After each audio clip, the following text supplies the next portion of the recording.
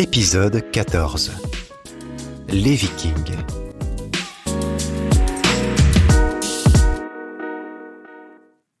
Au VIe siècle après Jésus-Christ, la Scandinavie est habitée par des guerriers, des commerçants ou des pêcheurs de trois groupes ethniques, les Norvégiens, les Suédois et les Danois.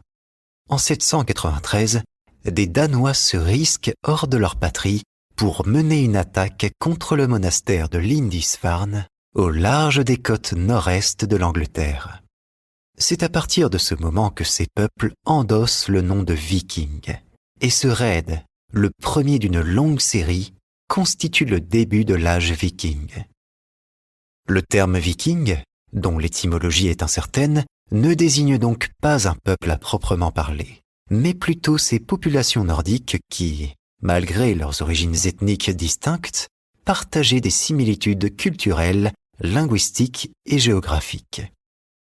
Au IXe siècle, les Norvégiens explorent le nord des îles britanniques et s'installent en Écosse et dans les îles Hébrides, d'où ils lancent des expéditions vers l'Irlande et l'Islande.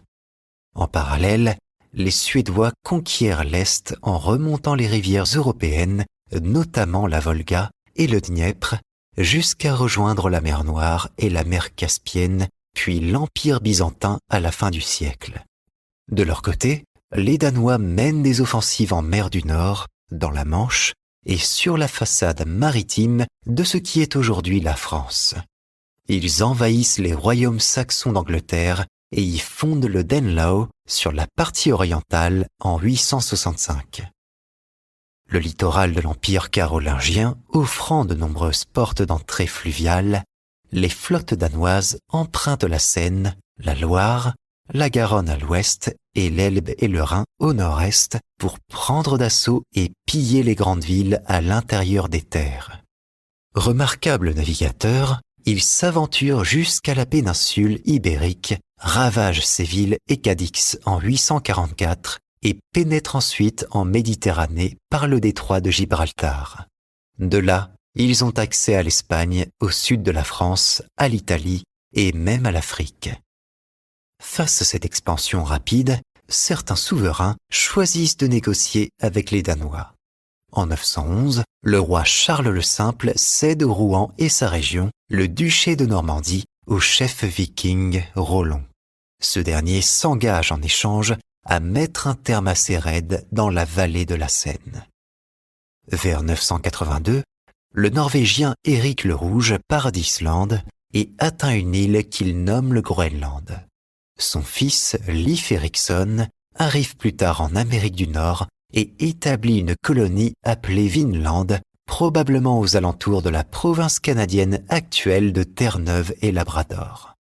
Il serait le premier Européen à avoir abordé le continent américain. Des fouilles ont révélé des maisons, des instruments et des outils qui permettent d'établir la datation du site aux alentours de l'an 1000. Les Vikings sont vaincus en 1066 par les Anglo-Saxons lors de la bataille de Stamford Bridge en Angleterre. En plus de cette défaite majeure, la christianisation progressive des Vikings, leur intégration aux populations locales, la stabilisation politique et le renforcement des défenses des royaumes voisins ont contribué à la fin de l'ère viking.